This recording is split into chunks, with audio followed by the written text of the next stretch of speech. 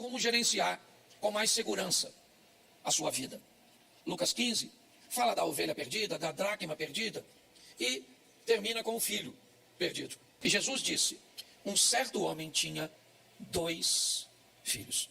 Eu quero sustentar essa passagem com 2 outras passagens. Mateus capítulo 7, verso 13, diz: entrai pela porta estreita, porque larga é a porta e espaçoso é o caminho que conduz à perdição. Muitos são os que entram por essa porta. E porque essa porta é a estreita e apertado é o caminho, e poucos, são os que a encontram. O segundo texto é Mateus 6, 24. Ninguém pode servir a 2 senhores, porque há de odiar um e amar o outro, se dedicar a um e desprezar o outro. Não podeis servir a Deus e a Mamão. Preste atenção, porque o texto começa dizendo que havia 2 filhos. E não apenas havia 2 filhos, havia 2 portas. E não 2 portas simplesmente, certo? Mas 2 senhores. O que a Bíblia está tentando nos mostrar é que não podia ter 2 filhos, 3 filhos, não podia ter 3 portas, porque não há uma terceira via, não há um terceiro caminho, não há um terceiro Senhor, não há uma terceira opção. Não há uma opção que eu poderia estar isento de fazer parte de uma dessas 2 opções. Quando a Bíblia diz que há somente 2 filhos, que há 2 portas, ok? O que a Bíblia está tentando me dizer é que não existe nada além de céu ou inferno, nada além de Deus ou Satanás. Não existe nenhuma possibilidade, ela tenta deixar clara, certo? Dizendo que apesar dos 2 serem filhos, e aqui não necessariamente ou obrigatoriamente os 2, teria que ir um para o inferno ou o outro para o céu. A Bíblia é clara em dizer que Deus, certo, tem o desejo que ninguém se perca, mas ela enfatiza isso de uma forma muito intensa. Ou seja, não há nenhuma terceira opção. A Bíblia quer deixar clara, não há um morreu, acabou. Não é as coisas findam aqui e o mundo espiritual não existe. Não é isso. E ela tenta deixar isso claro, certo? Falando das 2 portas, expressando os 2 senhores e trazendo à luz os 2 filhos. Então o primeiro passo que Jesus quer mostrar é exatamente esse. Tá certo? 2 caminhos, por isso existem 2 filhos. E aqui cada um, na verdade vai representar caminhos diferentes. E isso ele nos fala no verso seguinte. No verso 12 temos o mais novo. No verso 25 temos o mais velho. E se você observar, a postura do mais velho é totalmente diferente do mais novo. A Bíblia faz questão de falar do mais novo sendo arrojado. Alguém corajoso, expansivo. Alguém apto a tomar decisões. E ao mesmo tempo a Bíblia vai mostrar o mais velho, altamente conservador. Alguém que se sente seguro ao lado do pai. Deus está querendo dizer que seus filhos são diferentes. E que as diferenças precisam ser respeitadas, precisam ser vistas, avaliadas. Então muitas vezes nós temos muita dificuldade de lidar com a diferença dos outros. Temos tanta dificuldade para lidar com a diferença que é muito comum taxarmos pessoas diferentes como defeituosas. Se elas não são igual a mim, se elas não fazem a coisa como eu faço, eu brinco com isso. Só para ilustrar, vamos fazer um café? Vamos pôr um cafezinho? Vamos fazer o café. Coloca a água para ferver, sim ou não? Sim ou não? Coloca o pó na água. Vamos voltar para o café. Vamos lá? Coloca a água para ferver, sim ou não? Coloca o açúcar na água. Tá ruim de fazer o café, tá ruim de tomar. Certo? Deixa eu te falar, se coloca o açúcar na água, coloca o pó no coador e passa a água doce no coador com pó, o que nós fizemos? Isso. Se joga o pó na água, mistura. Joga a água com pó no coador. Depois coloca o açúcar, o que nós fizemos? Isso. Então o que aconteceu? Nós fizemos o café de forma diferente, mas tudo é isso. Mas quando alguém faz o café diferente, se nós não tivermos maturidade, ele está fazendo o café errado. Entende? Então pessoas são diferentes. Deus está nos alertando, nós fazemos parte de um corpo. Vivemos um ambiente de unidade. Então a probabilidade de um ser igual ao outro é quase 0. Então os filhos de Deus são diferentes. O mais novo tem um temperamento, um comportamento, uma maneira de ver o mundo. O outro, certo, tem outra maneira, mas os 2 são filhos de... Então olha para quem está do seu lado e diz, você é filho de Deus. Esquisito, mas é. Porque nós temos por hábito, se a pessoa não é igual a nós, se ela faz de forma diferente, se ela pensa de forma diferente, você está entendendo? O modelo de oração é o meu. O lugar que eu sinto a presença de Deus, todo mundo tem que sentir. Então é só alguém não cumprir o protocolo que vai ser taxado. Então está lá, o filho mais moço no verso 12 e o mais velho no verso 25. Então, filhos não são iguais. Mas olha o verso 13. Poucos dias depois, o filho mais novo, ajuntando tudo, partiu para uma terra longínqua. E aqui nós estamos entendendo o que Jesus quer dizer, por que ele foi embora. Ele foi embora porque estava a fim de administrar os seus bens. E aqui, certo? Indica que ele não sabia administrar, mas queria ter a administração. Então qual era o problema desse filho? É que ele não estava concordando com a administração do pai. Os limites que o pai estabelecia. A maneira cuja qual o pai regia dentro da casa, certo? Não lhe agradava. Então ele não está querendo só seus bens. Ele quer sair debaixo de uma administração que ele considera mas ele não sabia administrar. Mas eu aprendi uma coisa. Que não saber administrar não é tão ruim quanto não saber que não sabe administrar. Porque quem sabe que não sabe administrar já sabe alguma coisa. E o problema é que tem gente que não sabe que não sabe. E quando você não sabe que não sabe, você pode correr o risco de pensar Dilma Rousseff. Certo? Então ele acha que sabe. A pressão na casa do pai. Por quê? Porque ele é um garoto com personalidade aguerrido. Porque tem filho assim, rebeldezinho. Certo? Ele quer ir. E Deus está falando. É filho dele, sim ou não? Os dois aqui são filhos dele. O pai dessa história é o próprio. E Deus está falando de seus filhos. E ele está dizendo, eu vou embora, vou pegar minhas coisas e vou viver a minha vida. E lá vai ele. Viver a vida dele. No verso 3. Desperdiçando tudo, vivendo dissolutamente. Lá está ele, sexo, droga e rock and roll. Woodstock. O garoto está botando para quebrar. Certo? Longe da casa do... Está vivendo do jeito que quer. Certo ou errado? Certo ou errado? Isso aí. Eu não vou dizer que está certo nem que está errado. Eu só vou dizer que cada um aprende da forma que precisa aprender. Tem gente que aprende direitinho, se você falar. Tem gente que não aprende, tem gente que não aprende, tem gente que não aprende. Tem gente que não adianta, você pode falar, ele tem que ir, ele tem que apanhar, ele tem que sofrer, porque se tem uma coisa que ensina a pessoa e faz as pessoas mudar, chama-se sofrimento. Te falaram, para de comer gordura, para de comer açúcar, diminui o sal, dorme mais, se estressa menos. Você nunca aceitou. Mas um dia você estava andando assim e alguém pagou o interruptor. E você, puf. Acordou lá no hospital, se deu tempo, com aquele troço tudo coladinho assim, com aquela geleiazinha. Onde eu estou? É na porta da morte. Quase morreu. Aí descobriu que tinha uma veia entupida, enfiou uns estentes. Você atirou daqui, mandou pra cá. Menino, não toma mais Coca-Cola. Se vê você comendo sal, briga. Entendeu? Corre de dia, de noite, de madrugada. Corre até dormindo, faz exercício. Por que mudou? Porque sofreu, tem jeito. É verdade. É verdade. Sua mulher reclamava contigo, meu amor, você está sem tempo, meu amor, cadê você, meu amor, fica aqui perto de mim, você não tinha tempo. Quem apareceu? Ricardo. Ricardo apareceu, Ricardo tem dinheiro? Não tem. Ricardo é bonito? Não tem. O que Ricardo tem tempo? Ricardo é tão atencioso, ele tem tempo para tudo, Ricardo tem tempo. Ah, pastor, eu amo minha mulher. Tá certo? A senhora, seu marido falou, minha filha, pelo amor de Deus, vambora, minha filha, vamos lá, você tá sempre offline, vambora, minha filha, sempre vambora. A senhora, não, tô com dor de cabeça, tô cansado, tô com isso, tô estressado. Quem é que apareceu? Jezabel apareceu. Jezabel não tem nem cabeça pra doer, na verdade. Quanto mais indisposição. Porque tem gente que só muda se sofrer. Então cada um, eu não tô nem falando se tá certo ou se tá errado, eu só tô falando de ambiente de transformação. Então tem gente que precisa estar exposto, sim. Lá foi ele. E no verso 14, quem é que aparece? Aquela que aparece para todo mundo. A crise.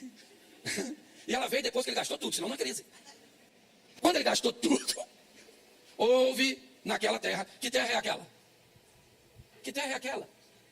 É a terra distante de seu pai. Entendeu?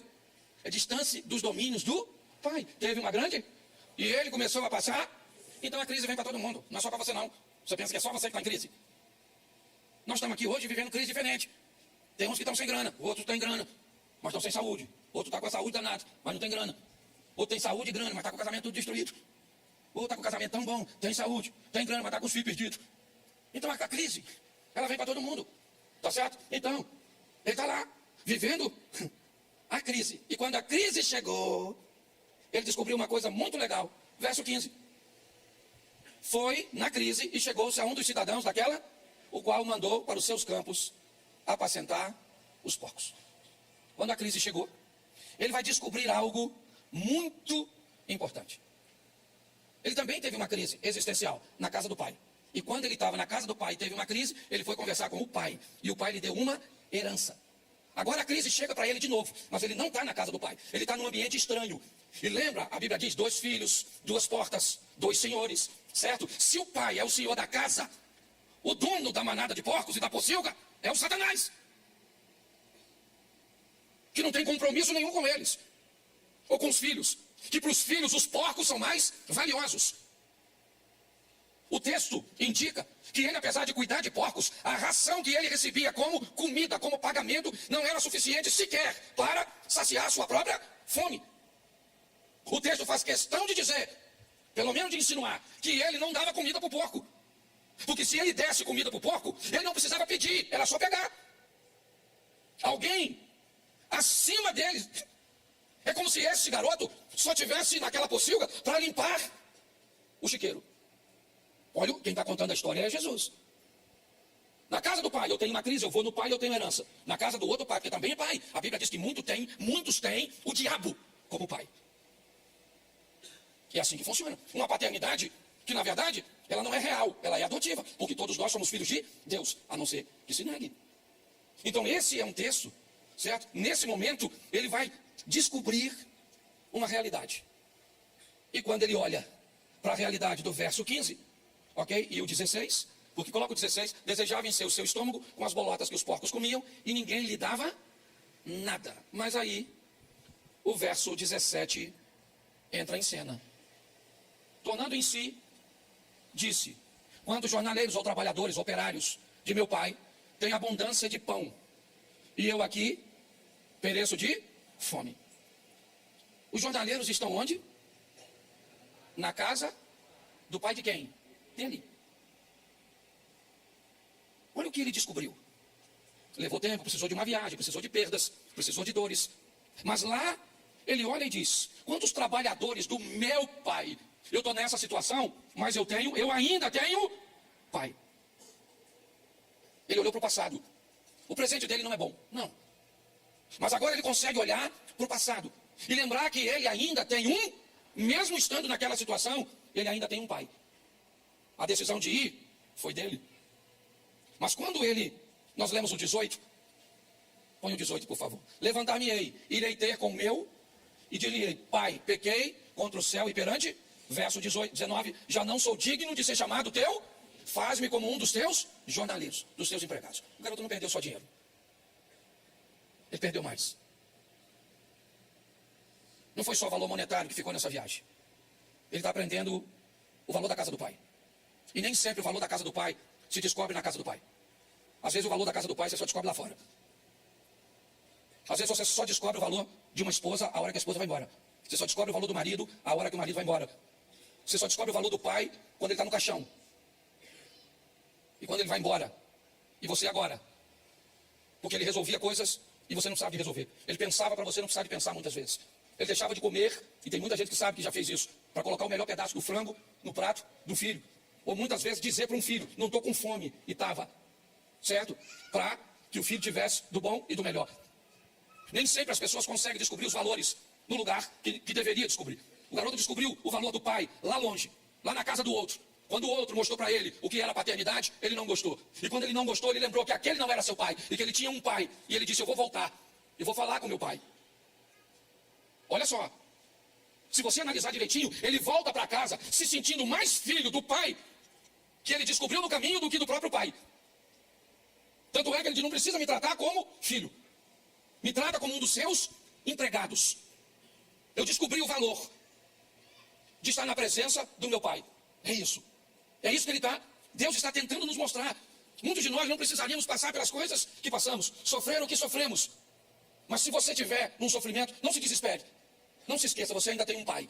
E ele está onde sempre esteve, no controle de todas as coisas. Pare de olhar seus erros como uma fatalidade. Seja honesto e corajoso o suficiente para acolher. Eu sempre digo, essa semana o médico falou comigo. Falou, Cláudio, eu gosto daquele texto seu que diz o seguinte. Se você plantou um limão, vai ter que colher isso. Então conte com a misericórdia de Deus para te dar um pouquinho de açúcar nessa limonada. Mas o limão você vai ter que colher. É a misericórdia do Senhor. Ele está... E o texto agora diz assim, verso 20.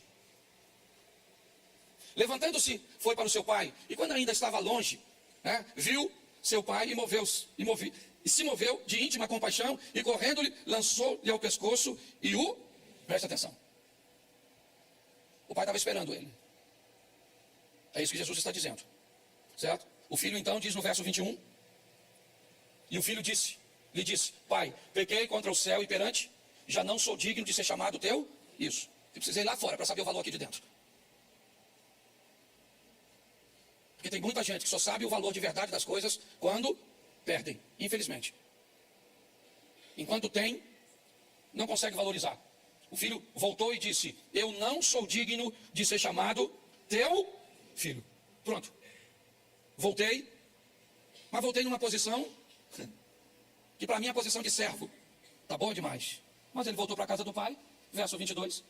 Mas o pai disse ao seu servo, não falou com ele. Ele não falou com ele. Ele está sem autoridade naquela casa. Até o presente momento, para os servos, ele não é mais nada. Os servos não têm autoridade para dar nada para ele. Nada. Porque nada é dos servos. Tudo é do pai. Então o pai diz aos servos. Está ali, ó. Trazei depressa a melhor roupa. Vestilho. Põe-lhe um anel na mão. E alparcas e sandália nos pés. Pega esse menino. Que saiu cheio e voltou vazio. Saiu rico, voltou pobre. Mas saiu soberbo e voltou humilde. Saiu pecador, mas voltou consciente. Então faz o seguinte, pega uma roupa, nova agora, e coloca nele. Pega um anel nosso, um sinete, um símbolo da nossa família, e enfia no dedo dele. Porque nem o anel que ele saiu, que dizia que era da família, ele conseguiu conservar no dedo. Ele quebrou todas as alianças. E bota uma sandália no pé dele. Olhe bem. O que esse menino agora vai alcançar é a reintegração feita pela misericórdia do pai. Que é a misericórdia. O pai é Deus. O outro pai, o dono dos porcos, não. Para ele o porco, aquele ali não é filho dele. Certo? Não é filho dele, está trabalhando para ele, mas não é filho dele. Eu não tenho vínculo com você. Aliás, olhar para você é um grande desgosto, porque você me traz a lembrança do meu pior inimigo. Você não é meu filho, você é filho do meu inimigo. Então eu vou te tratar assim. Aqui não vai ter refresco para você. E Jesus foi bem claro, 2 filhos, não são 3. Eu não tenho como não fazer parte disso. Eu não tenho. Não existe uma terceira opção cuja qual eu, certo? Posso escolher. Por isso muitas pessoas dizem que não há livre-arbítrio. Porque você não tem uma terceira opção. O livre-arbítrio de fato seria, eu não quero nada, nem céu, nem inferno, nem nada. Mas não é isso. Não vou discorrer nisso, mas muitas pessoas defendem isso. Mas quando nós olhamos para cá, você não vê nada. Tá certo? O pai está reintegrando ele. Coloca uma roupa, coloca um anel e coloque uma sandália. Verso 23, dá para colocar, santo? Glória a Deus. E trazei o bezerro. Isso, lembra? O que é o bezerro cevado? Quem aqui lembra do... Quer ver? 2 coisas que eu... Até talvez a minha realidade não seja a sua. Era março e marcava o casamento para novembro. Então o que fazia? Arrumava um porco. E aquele porco, o cabrito, certo? Ele já era preparado por... Alguém vivenciou isso? Isso, porque casamento naquela época era casamento. Casamento. O que acontecia? Olha só troço chique. A cortina da sala vinha para a varanda. Ela era esticada na janela. Lembra aquela janela? Aquele ferro fininho. Pelo menos na casa dos pobres. Você lembra?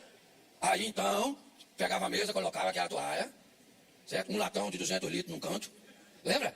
Cheio de refrigerante ou cerveja, não sei qual era a sua realidade. Por cima dele, aquele pó de serra fantástico. Essa garotada nova não sabe nada disso. Sabe nada, isso é que é aventura, não é? E por cima do pó de serra, o que ia? Me ajuda aí. Jornal. Isso. Para conservar. Certo? O bolo. Lembra aquele bolo assim? O glacê era de 3 andares.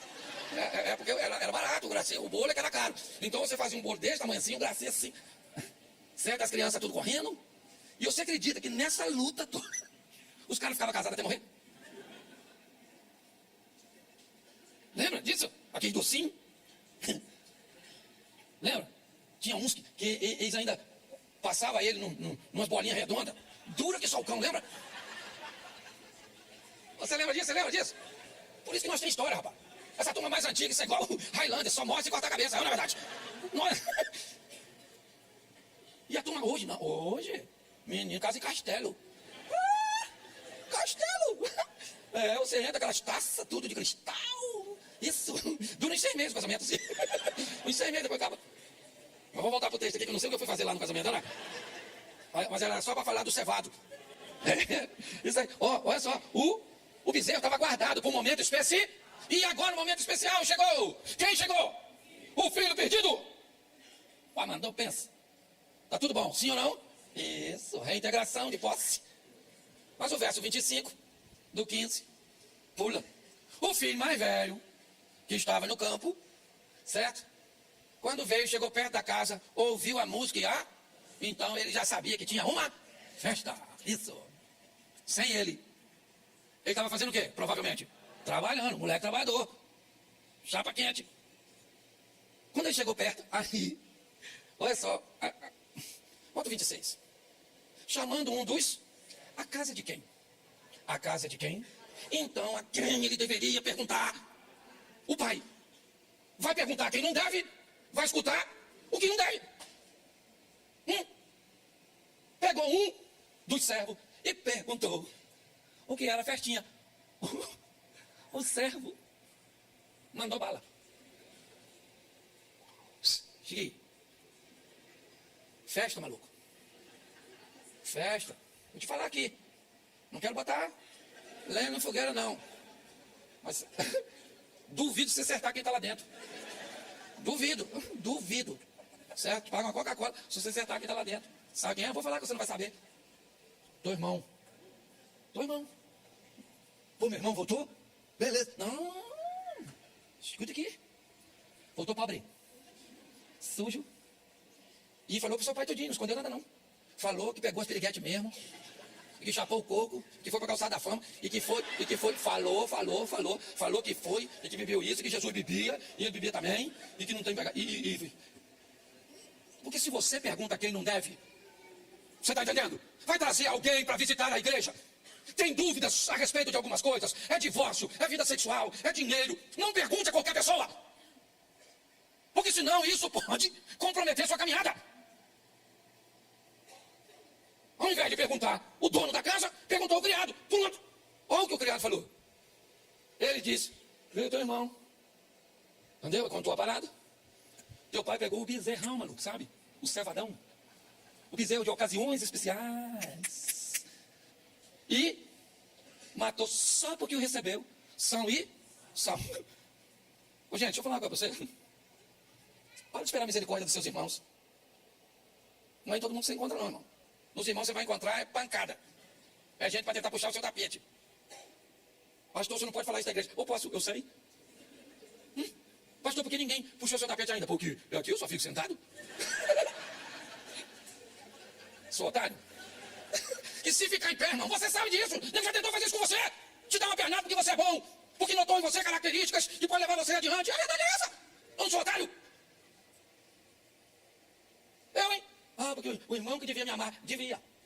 Mas não ama. O irmão que devia me proteger, devia. Mas ele não só não te protege, como te bate.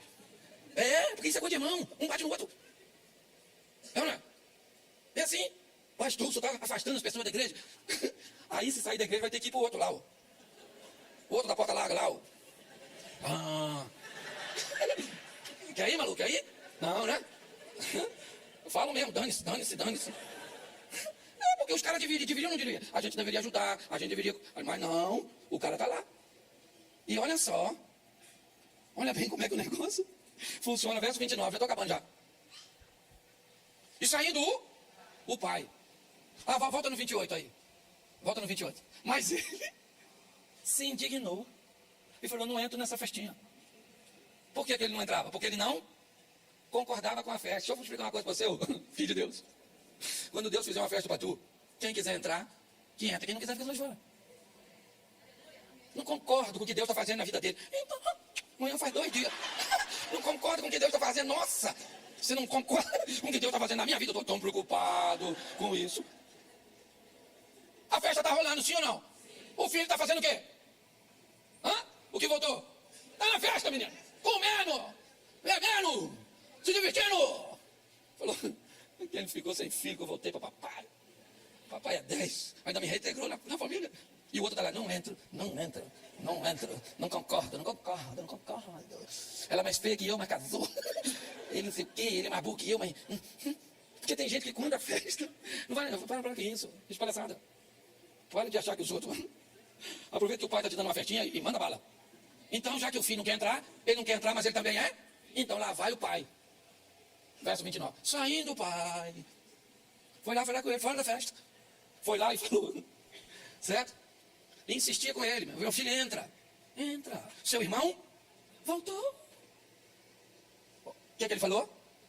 Eis que te sirvo a tantos, sem transgredir, sem nunca transgredir o seu, e nunca me deste o quê? Me deu um cabrito. Volta no verso 12, por favor. Depois você volta para o 29. O mais moço deles disse ao pai: Pai, dá-me a parte dos bens que me... E ele quem? Repartiu por eles. No momento em que o pai dá ao filho mais novo a herança, o mais velho também recebe. Repartiu por eles. Agora no verso 29, ele está querendo dizer: eu não tenho culpa nenhuma disso, o senhor é que é injusto. Porque ele nunca teve coragem lá fora de quebrar a cara. Porque se ele fosse lá fora e quebrasse a cara, ele ia saber o quão lá fora é perigoso. Mas sabe o que é mais interessante? O filho mais novo que voltou, se ele pudesse, nunca tinha ido lá fora. E o mais velho nunca teve coragem de ir. A vida é assim. Lia pode ter filho, Raquel é amada. Raquel quer ter filhos e Lia quer ser, porque a gente sempre está atrás daquilo que não valoriza o que tem. Ele está dizendo para o pai: eu sempre estive aqui. O senhor nunca me deu um cabrito para alegrar-me com os meus. Eu não sei nem se ele tem amigos. Provavelmente, ele não tem nem amigos. Ninguém nunca pediu a ele: pô, pega aí um cabritinho, vamos fazer um churrasquinho aí para nós. Ele está indignado. Mas também é filho. Trabalhador. Sempre se manteve por ali. Mas nunca conseguiu ser um aventureiro. Provavelmente, o filho mais novo queria ter a postura do mais velho e nunca ter ido embora. E ter feito aquela dor no coração do pai. O filho mais velho sempre quis ir, mas nunca teve coragem. Porque filhos são diferentes. Pessoas são diferentes. O pai vai explicar no verso 30. Ou melhor, ele ainda diz assim, ó: vindo, porém, este teu filho. Ele nem chama o cara de irmão. Vindo, porém, este teu filho, que desperdiçou seus bens com as meretrizes. Por isso que eu digo que o cara que deu a informação a ele contou a história. Porque o filho que volta para a casa do pai volta para confessar, porque a Bíblia diz: aquele que confessa e deixa, alcança misericórdia. Então ele sabia. E deixa eu te dizer uma coisa: o que esse cara está falando aqui, ó, não é mentira não. É verdade. O irmão dele pegou tudo que tinha, foi lá fora e jogou tudo fora. Perdeu tudo. Isso aqui é uma verdade que o irmão mais velho está falando com o mais, ou do mais novo. Gastou com meretrizes. Mas o que me deixa mais chateado, pai, não é ele ter gastado. É que o senhor pegou o bezerro. O bezerro que, se alguém merecesse a morte desse bezerro, deveria ter sido eu. O que mais me dói não foi o que meu irmão fez. Foi o que o senhor fez ao ver meu irmão de volta. É isso que eu não concordo. Eu não concordo dessa pessoa ter um passado tão ruim, de ter matado, de ter feito isso, de ter vivido uma vida desse jeito. Eu não concordo. É isso que ele está dizendo. O irmão voltar, até está legal. Mas o irmão voltar com tanta honra, é que não está bom. É disso que ele não gosta. Não há nenhum amor nesse garoto, pelo seu irmão. Ele é um egoísta que nunca saiu da casa do pai.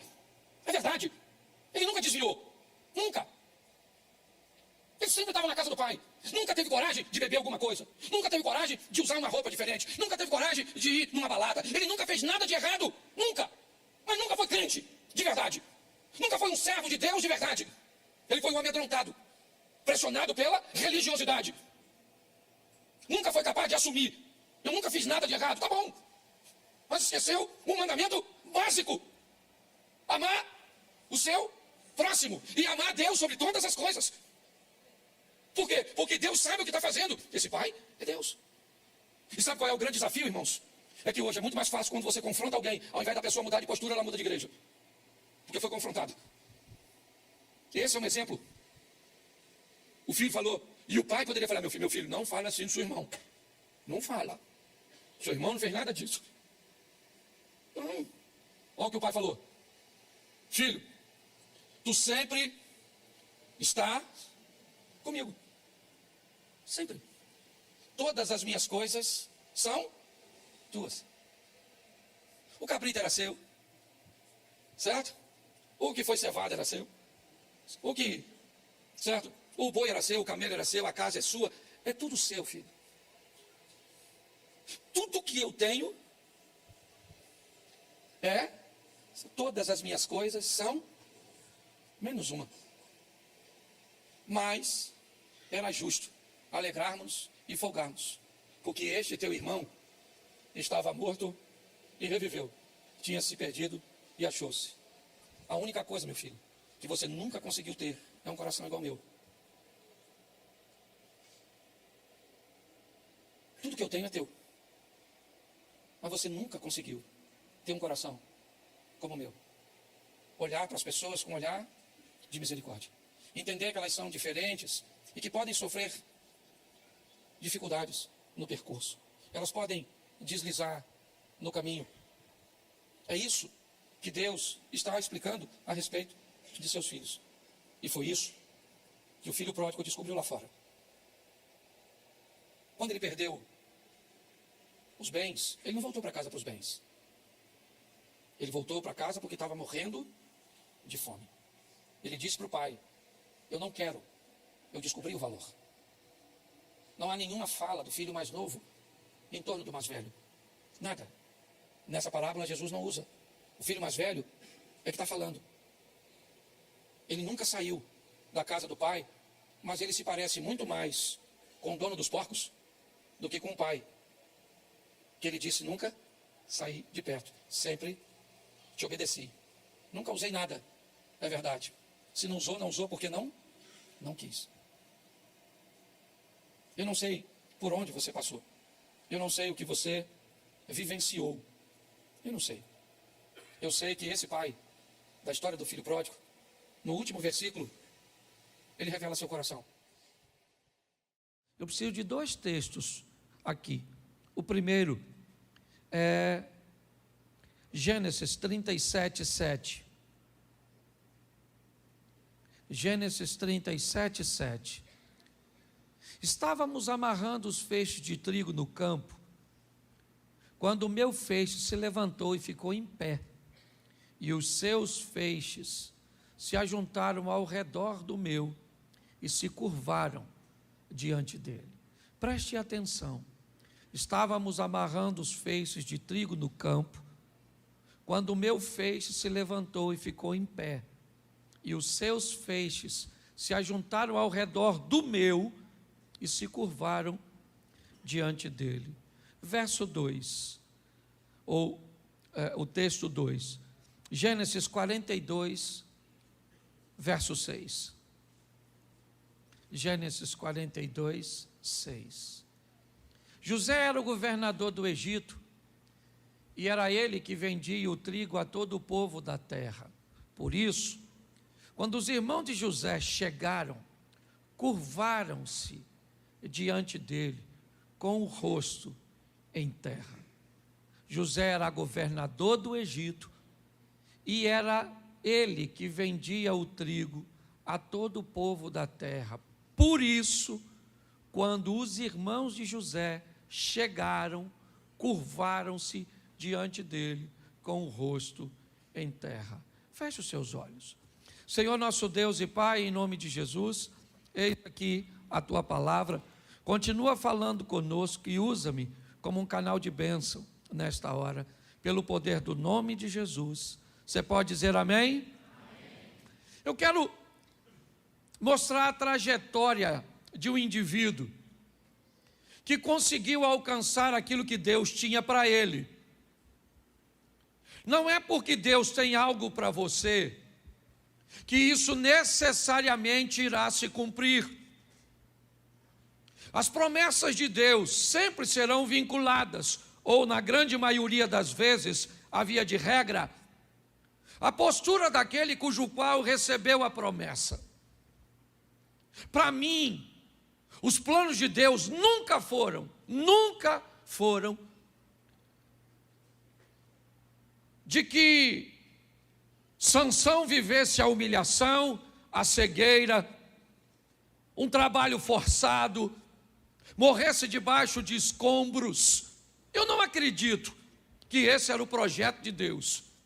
Essa foi a correção da rota daquilo que Sansão fez de errado. Para mim, Deus que trabalha de uma forma extremamente organizada e pontual, a Bíblia chega a dizer, na carta do apóstolo Pedro, que o sangue de Jesus já era conhecido antes da fundação do mundo, ou seja, antes de Deus dizer, haja luz, ele já tinha dito, haja cruz. Ou seja, tudo sempre esteve sob controle. Para mim, o povo deveria sair do Egito pelas mãos de Moisés, mas não com pragas, não. Para mim, com a autoridade de alguém que Deus constituiu como faraó do egípcio. Ah, pastor, mas os egípcios jamais aceitariam um faraó egípcio. Talvez por isso que quando José se torna governador, me parece que não foi na gestão legítima dos egípcios, mas sim nos hicsos, que haviam invadido e vencido o Egito e levado para lá, há anos atrás, a cavalaria, porque anteriormente o Egito nem cavalo usava. É importante nós entendermos que Deus tem tudo muito justinho, muito bem feito. As pragas só vieram porque Moisés se atrapalhou. O Sansão só foi humilhado porque se atrapalhou. Porque Deus tem todas as coisas para fazer certinha. Quando nós nos atrapalhamos, as coisas ficam complicadas. Quando nós vemos a história de José, ele é um dos que menos se atrapalha. A história de José é uma das histórias mais justinhas. Dificilmente você vai ver esse cara, ou a Bíblia dizendo que ele tirava seu momento tão grande de oração, como Moisés, como Abraão, e como tantos outros. Dificilmente você vai ver esse camarada envolvido em questões conjugais, com brigas e dilemas com sua esposa. Dificilmente você vai ver os filhos de José dando problemas para ele, como deu os de Samuel, como deu os de Davi, como deu o de Jacó, fora o José, como os deu o de Isaac, como deu os de Abraão. Quando você olha a história do José, nem parece que esse cara é crente nos padrões espirituais que nós estabelecemos ou pré-estabelecemos. O que esse camarada tem? Não estou negligenciando, é lógico que ele orava, é lógico que ele cumpria todos os protocolos, mas quando você vê a vida do camarada, sabe, para mim José é como um skatista, sabe, aquele indivíduo que só anda para frente, tem equilíbrio, sabe cair, gosta de obstáculo, e aquele camarada que vai sempre numa linha, às vezes talvez nunca tão rápido quanto gostaria, mas pensa num indivíduo cujo qual dá prazer de você ver a história dele. Ele recebe uma promessa que provavelmente se cumpre, talvez mais de 20 anos depois, se somarmos os 7 anos de fartura, um período ainda de escassez, o tempo que ele passou na prisão, o tempo que ele passou na casa de Potifar, o tempo que ele passou em posse dos midianitas ou ismaelitas, e o tempo que levou entre seu sonho até ele ser vendido por seus irmãos.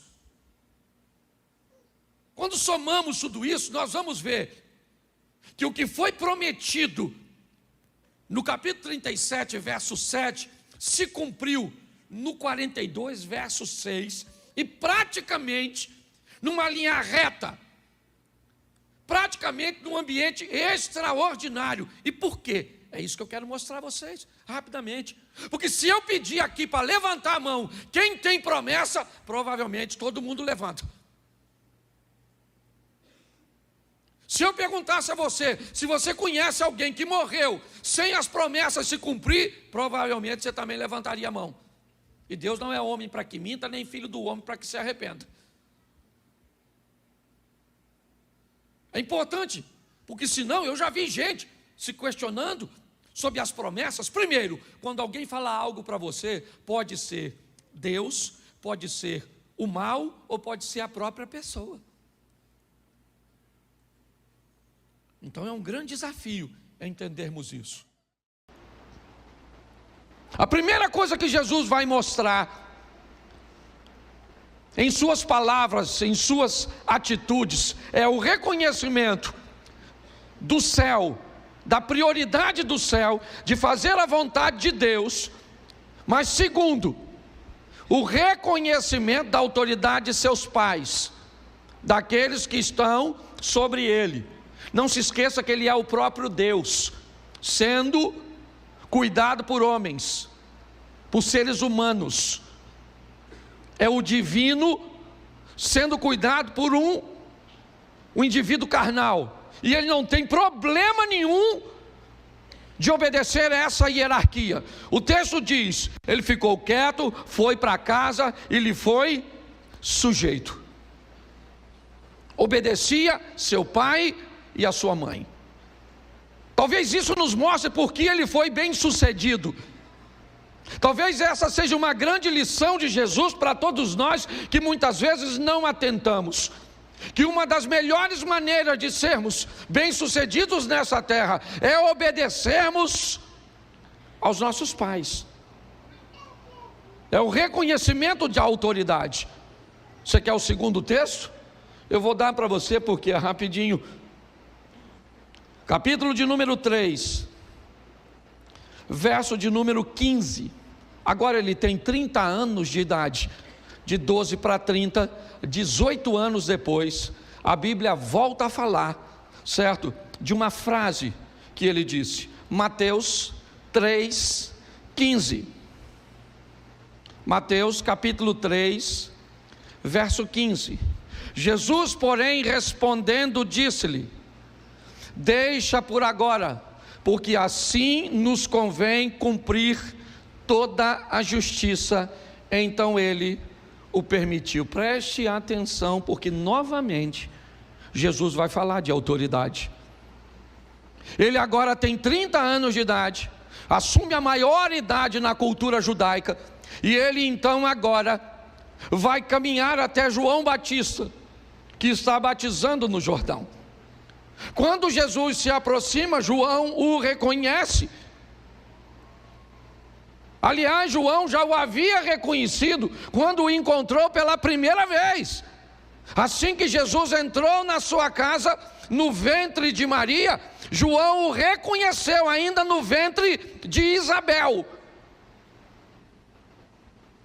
Quando João vê Jesus, Jesus vai até ele, e João está batizando os outros. E Jesus vai até ele para ser batizado. E João fica desconfortável. João não quer batizar Jesus. Mas preste atenção, Jesus vai iniciar seu ministério. Ele já era alguém obediente a Deus, a autoridade de Deus. Ele já era alguém obediente à autoridade de seus pais. Mas a autoridade agora espiritual que Deus colocou é João Batista. Mais uma vez Jesus vai mostrar o que é o reconhecimento à autoridade. João diz, não, está errado, eu não posso te batizar. Mas Jesus disse, deixa por agora, é assim, João, porque assim nos convém cumprir a justiça. Deus colocou você neste momento sobre mim, e eu não tenho nenhum problema. Preste atenção. Hoje nós temos uma dificuldade tão grande de reconhecimento de autoridade. Hoje nós vemos tantas pessoas com tanta dificuldade de reconhecer a autoridade do chefe, a autoridade do patrão, a autoridade do mais velho, a autoridade do professor, a autoridade do pai, a autoridade do pastor, a autoridade do policial, a autoridade do político, a autoridade. Hoje nós vivemos uma crise de reconhecimento de autoridade. Somos cristãos, então vamos lá, vamos reconhecer a autoridade de Deus. Estou aqui tratando os negócios de meus pais. Tá bom, tratou, vamos embora para casa. Então tá bom, vou reconhecer a autoridade de meus pais. Não interessa se ele é Deus ou não. Aliás, nesse momento ele não é Deus, ele é um ser humano. E o que ele está nos mostrando com suas falas iniciais é que não havia nenhum desconforto nele em ser submisso a uma autoridade que está acima dele, fosse ela seus pais, fosse ela César, quem fosse. Jesus nunca teve problema, porque ele sabia quem ele era, e obedecer a alguém nunca o fez sentir menos de quem na realidade ele é. Hoje uma mulher não consegue ser submissa a um homem, um marido não consegue ouvir uma mulher que pode ser uma autoridade na vida dele ou do marido, porque a Bíblia, ou melhor, a vida aproxima pessoas diferentes, que são fortes em áreas diferentes. Então em algumas áreas sua mulher será uma autoridade muito maior do que você, e por que não ouvi-la? Talvez em algumas áreas seu filho se torne, por exemplo, numa área, por exemplo, da... Como é que eu vou? Me ajude aí. Tecnologia. Certo? Às vezes seu filho tem 10 anos e é uma autoridade que tu não troca nem o som do celular. Certo? Mas as pessoas têm uma dificuldade, meu irmão, de reconhecer a autoridade. Jesus não tinha. Era para estar debaixo de José, mas estou aqui, estou obedecendo a Deus, estou obedecendo a César, eu estou obedecendo ao que Deus criou. Estava aqui, certo? Que era, não precisa ficar, pode deixar, tá certo? Mas eu queria que você entendesse como ele começa falando. As primeiras frases de Jesus registradas na Bíblia têm por tema autoridade. Duas coisas que ele também vai dizer. Sua primeira frase em Marcos é Marcos 1,15. Eu acho que vale a pena também. Marcos 1,15. Vamos lá? E dizendo: o tempo está cumprido, o reino de Deus está, arrependei-vos e crede no... Preste atenção, o evangelho de Marcos, Jesus está escrevendo a igreja que estava se formando em Roma, ou seja, seu propósito é escrever aos romanos. Esse é o primeiro evangelho a ser escrito. Pastor, se o primeiro evangelho é Marcos, por que Mateus vem primeiro na colocação e na formação do Novo Testamento? Porque Mateus escreve para os judeus, citando a linhagem, o sacerdócio de Jesus, e por isso Mateus vem primeiro. Já Lucas escreve para os gregos, já João escreve para todos os crentes que já tiveram um primeiro encontro com Jesus, que é através do evangelho de Marcos, de Mateus ou de Lucas. É só para esclarecimento, que isso aqui não vai te acrescentar nada agora. Mas preste atenção no que Jesus está dizendo em Marcos. Ele diz duas coisas: arrependimento e fé. A diferença entre arrependimento e remorso é que o arrependimento sempre vem acompanhado de conversão, remorso não. Eu quero colocar a palavra arrependimento. Jesus está dizendo em Marcos duas coisas: certo? Ele está dizendo para uma igreja que está em Roma. Então ele diz: vocês vão precisar de duas coisas: arrependimento e fé. Ele está falando de sua missão. Note, eu vim cuidar das coisas, dos negócios de meu pai. Estou debaixo da autoridade dele. Estou debaixo da autoridade de meus pais. Fui criado por José e por Maria. Estou debaixo da autoridade de João, porque ele é o anjo, aquele que irá preparar o caminho. Então ele está tudo certinho. Ele está buscando fazer tudo direitinho. E agora o que ele está dizendo é: eu preciso, com aquilo que eu vou fazer, para que eu consiga alcançar vocês, que vocês se arrependam e tenham fé. Porque senão a missão não vai ser cumprida. Quer o próximo texto? Vamos a João. Primeira fala de Jesus no Evangelho de João é João 1,38. E Jesus, voltando-se e vendo que eles o seguiam, disse-lhe: lê para mim. Disse-lhes o quê? Isso. Quando você vai ver a Bíblia, a única coisa que vai estar em vermelho é: que buscais. Desse texto todo aqui que você está lendo, a única coisa que Jesus disse foi o quê? Que buscais. Só isso. No Evangelho de João ele está fazendo uma perguntinha só. A primeira pergunta dele é: o que vocês estão buscando em mim? Note que em Marcos ele diz: arrependam-se e tenham fé. Mas agora em João ele diz: o que vocês estão buscando em mim? É cura? É libertação? Vocês estão querendo pagar uma dívida? Vocês estão querendo resolver um problema no casamento de vocês? Qual o motivo? Por que é que vocês estão me buscando? Quais são as expectativas que você tem em torno de se relacionar comigo? Para que vocês me querem? É isso que ele está dizendo.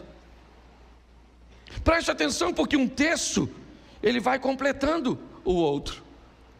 Eu li, porque eu separei aqui 10 frases ditas por Jesus. A primeira é o reconhecimento de autoridade de Deus e de seus pais em Lucas 2. A segunda é o reconhecimento da autoridade de João Batista sobre ele, Mateus 3:15. Depois é ele falando da sua missão em Marcos 1:15, onde ele fala de arrependimento e fé. A quarta está em João 1:38, onde ele pergunta: o que vocês estão buscando? Vocês vieram à igreja para quê? O que vocês querem comigo? O que vocês estão querendo comigo? É isso que ele está perguntando. No Evangelho de João, a história começa assim: o que você está buscando em mim?